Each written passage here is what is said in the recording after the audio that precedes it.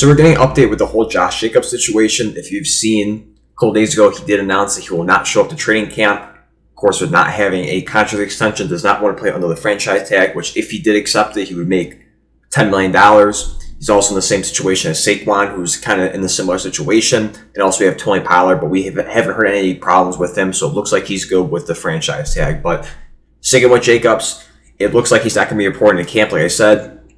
And with the deadline coming to sign the tag, it looks like they might have to trade him. And of course, you see from NFL notifications, it says currently is looking to increasingly likely that the deal won't be reached, and the Raiders will be instead trade the star running back. And they also mentioned the Bears and Eagles have emerged as top landing spots for Josh Jacobs. I'm also going to throw in there the Buccaneers, because I feel like it could be a destination where they're kind of forced to do it because they're one of the worst teams. And it just might be a place where, if they just don't want to play ball with them, just kind of send them to a horrible team. Teams, organizations do that to players. So I wanted to throw it out there. Maybe the Bucs could be a possibility, even though they have White last year, who played, I think, phenomenal.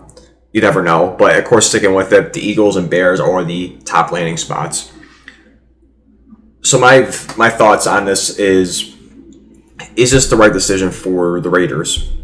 Because Josh Jacobs is one of the best running backs out there, especially last year. He led the league in rushing. In his 2022 stats, he had 1,653 yards, 12 touchdowns, or 4.9 yards per carry. Phenomenal. And of course, if you see my video on the top 10 running backs list voted by executives and staff and players and so forth, Josh Jacobs came in third. The only two being higher is Nick Chubb and Christian McCaffrey, but he was ranked third among the NFL players and staff and so forth. Which is pretty crazy to think that if you have the third best running back voted overall by the majority, that you would decide to let him go and not give him a long-term extension.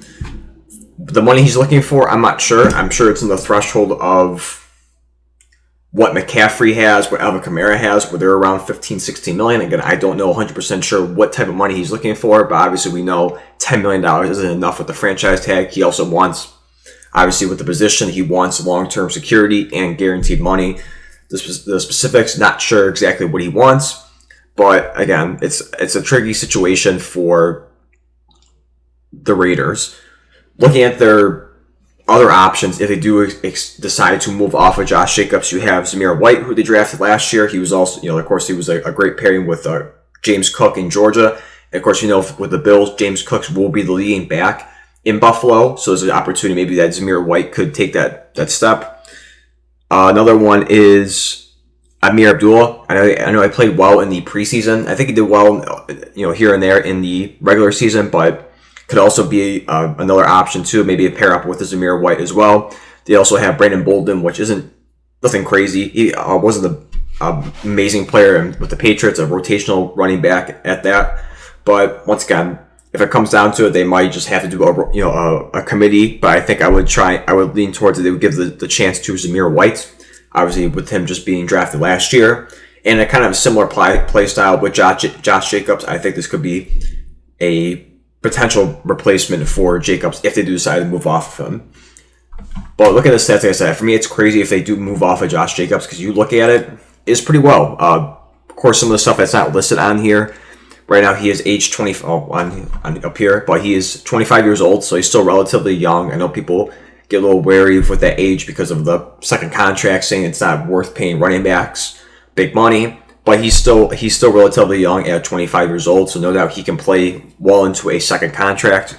He's a two-time Pro Bowler, first-team All-Pro. Of course, he has an NFL rushing leader title, with last year being over 1,600 yards. And you look at his stats, 3 out of the 4 years he's been here, 3 out of the 4 years in the league, he's had over 1,000 yards rushing. And no doubt 2022 was his best year with yardage, and also tied a career best back in 2020 with 12 touchdowns. And for yards per game, he's definitely bounced back from just over 4 yards to basically 5 yards, which is phenomenal. And you look at it for game-wise too, also worry about the injury aspect of it. He's only missed 6 games. Out of the total amount, he's able to play 66. He's played 60. So I think overall in 4 years, missing 6 games isn't that bad. It's pretty good for a running back, in my opinion, especially when people want to throw that card out there of, excuse of not paying running backs, saying, oh, well, they get injured a lot. Well, Josh Jacobs isn't that much. Only missed 6 games in 4 years. Not bad. But looking at the other teams, breaking down the destinations potentially for the Bears and the Eagles.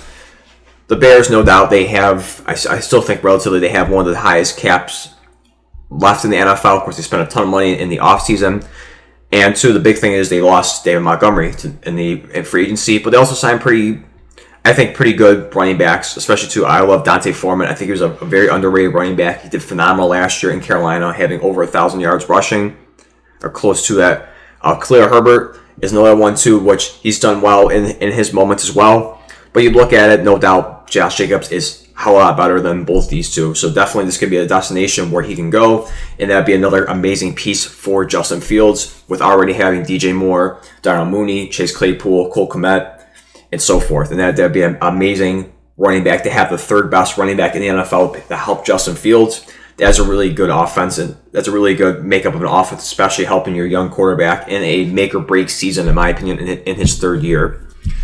Now, if we shift over to the Philadelphia Eagles, of course, they're in a different position than the Bears. They're in a win-now situation. They are Super Bowl caliber.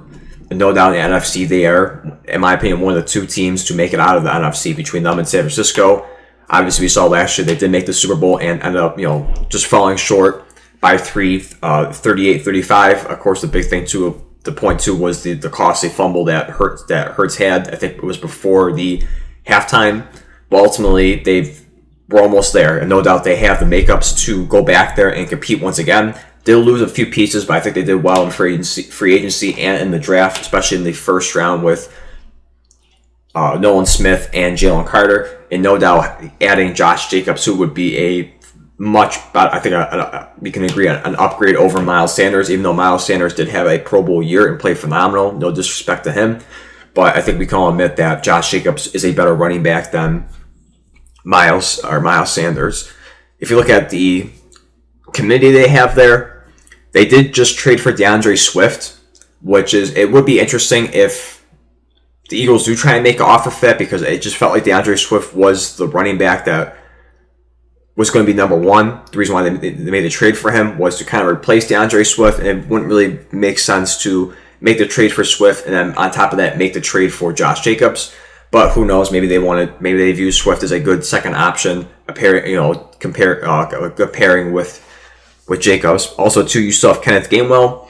Of course, didn't view him as a starter, but definitely still in the rotation. He played well with Boston Scott and Miles Sanders. Of course, those two no longer being there, potentially could step up in the rotation.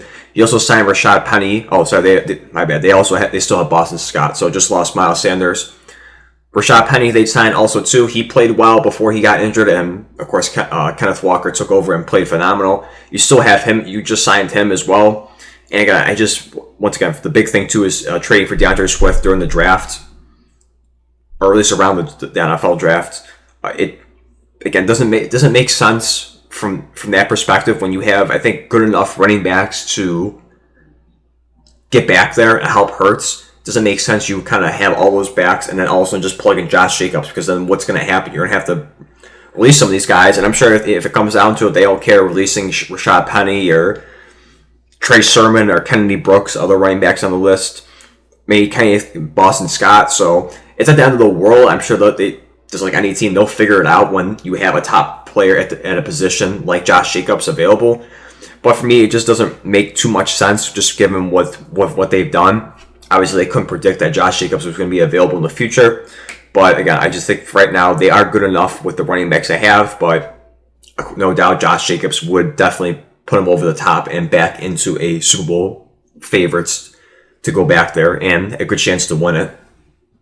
But I'm going to kind of wrap it up here. Again, just want to get my quick thoughts on the report by NFL notifications about potentially Josh Jacobs. I also saw other people too talk about that Josh Jacobs could potentially be moved, and obviously the two teams I've always seen is the Bears and the Eagles. So we'll see. If I had to pick one or the other, I'm going to lean towards Chicago in this one. I just, for the better fact of just the money wise, I think they're in a better situation right now as opposed to the Eagles, who have a ton of talent, a ton of big names on there, and they're gonna have to really figure out what they want to do. I know they did a phenomenal job with the Jalen Hurts contract, but you also have a few other people coming up soon, which is probably going to cost them some big bucks. So if I had to choose one or the other, I would predict that I would lean towards him going to Chicago, just given with the money situation.